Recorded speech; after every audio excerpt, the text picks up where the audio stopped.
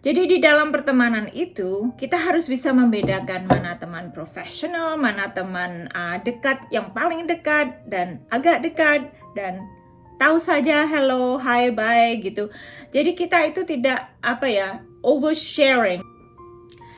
Kali ini Kak Sus mau berbincang ngobrol sedikit tentang pertemanan di luar negeri, pertemanan di dalam negeri, pertemanan dengan orang senegara, orang luar negara.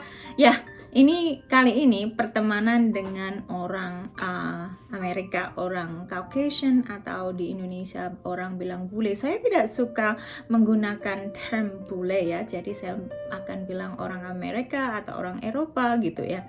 Anyway, kalau kalian baru di channel Kak Sas, welcome dan welcome back untuk teman-teman Kak Sas yang berada di mana saja ya di seluruh dunia. Kak Sas hari ini off dan baru pulang dari gym dan Kak Sas mau sarapan ini sourdough bread ya. Dan ini Kak Sas sudah makan sebelum saya kasih selai kacang dan selai strawberries ya. Anyway, saya lebih suka ngopinya ya. Ngopinya tadi kurang tuntas karena Kak Sas bangun dan ada rutinitas pagi dan antar dedek sekolah dan nge-gym, dan sekarang sudah pulang. Habis ini Kak Sas mau bersih-bersih juga untuk ketemu lunch dengan teman baik saya. I can consider her as my best friend, I guess. We have known each other for so long. So saya sudah kenal dia sudah lama. Dia seumur saya, kita punya anak yang seumur, tapi dia orang lokal sini. Anyway, so di dalam pertemanan, saya banyak membaca utas atau thread di kebanyakan orang berbicara tentang bagaimana bertemanan dengan, kalau kita orang Indonesia dengan orang Indonesia sendiri, banyak yang mengalami pengalaman yang tidak baik. Itu ada di Amerika, di Eropa. Saya dengar itu ada banyak kayak backstabbing gitu ya. Saya sendiri tidak berteman dengan banyak orang Indonesia, especially saya tinggal di daerah yang sangat jauh dari kota, 2,5 jam, dan saya seorang saja di sini. Jadi pertemanan saya itu dengan orang-orang lokal, karena saya seorang profesional. Saya juga banyak teman profesional juga. Jadi karena karir Kak Sas ya, jadi di situ saya mendapatkan banyak teman. Jadi di dalam pertemanan itu kita harus bisa membedakan mana teman profesional, mana teman dekat, yang paling dekat dan agak dekat, dan tahu saja hello, hi, bye gitu. Jadi kita itu tidak oversharing gitu. Saya suka nge-share di YouTube sedikit tentang kehidupan saya, bukan berarti kalian itu tahu semua tentang kehidupan saya. Saya share apa yang saya mau share, tetapi tidak semua yang saya alami saya share, karena dalam hidup itu kita harus punya boundaries ya, kayak pagar ya. Kalian punya pagar, di mana pagar itu, di situ kamu tidak mau orang meloncat ke pagar kalian kan. Jadi itu penting.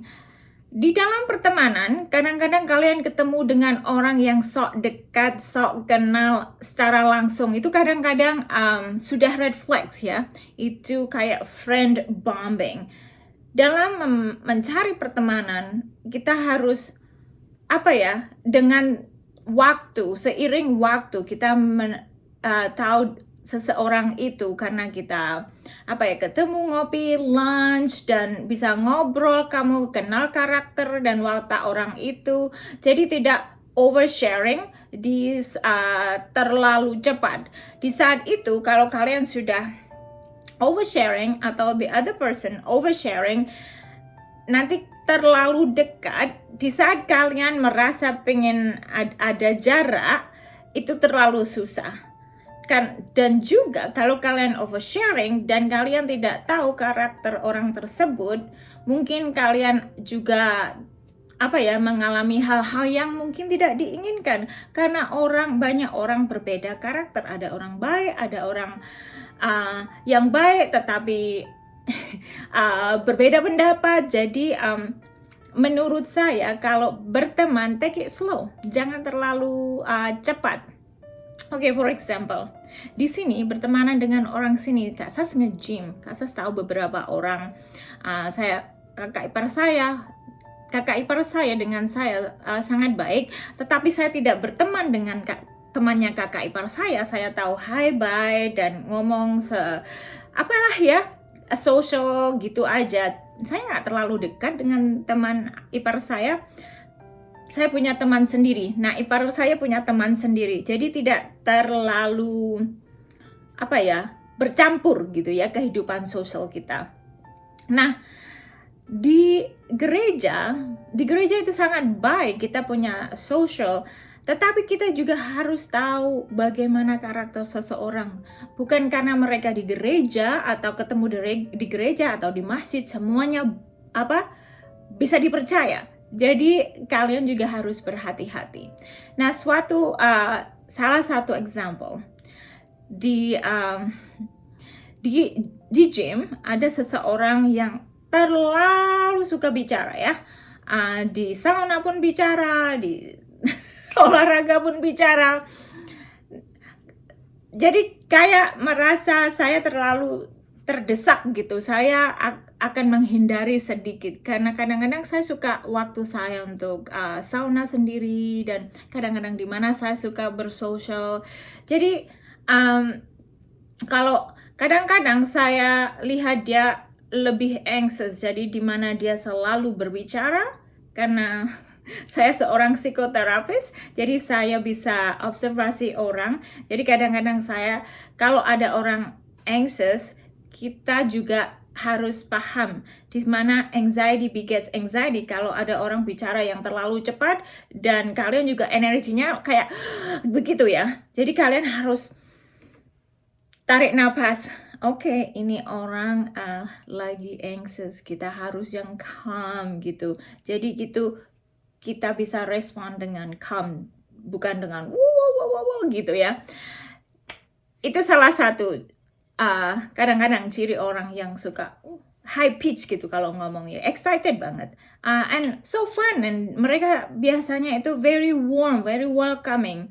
Tetapi untuk pertemanan jangka panjang kalian harus tahu dulu bagaimana karakter dia. Bukannya kita memilih-milih, memilih-milih supaya sehat ya. Kalau tidak milih-milih nanti kita sendiri juga tidak sehat. Karena apa? Kalau tidak ada boundaries, kalau tidak berhati-hati, nanti kita burnt out berteman dengan semua orang. It's nice to be kind. Rule ya. Peraturannya, peraturan. Yang penting kita kind, kita respectful, itu rule Kak Sas.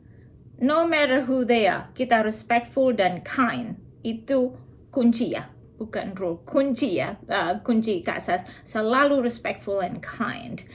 Oke, ini kayaknya agak amburadul, tapi nggak apa-apa ya. Terus, social circle Kak Sas itu dalam circle kita yang saya nggak begitu dekat, dia baru masuk ke dalam circle kita. Nah, si ibu ini dia sangat baik. Nah, dia itu mau sedekat saya dengan terlalu cepat gitu. Saya agak dia bilang saya mau jadi teman kamu. Kalau kamu perlu apa-apa, saya akan sangat bahagia membantu kamu. Kayak semacam love bombing gitu, friend bombing ya. Saya ingin mau nge-share aja karena saya sangat sayang sama ibu ini. Cuman memberikan sampel saja bagaimana kita menangani hal tersebut. Saya sayang sama ibu ini, cuman saya belum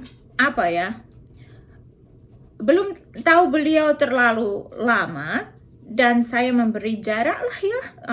Saya mau kenal dulu, juga tidak terlalu dekat, meskipun ibu ini bagi saya banyak hadiah. Friendship itu tidak bisa dibeli dengan hadiah ya. Itu kita harus melalui waktu ya, tes waktu, karena di saat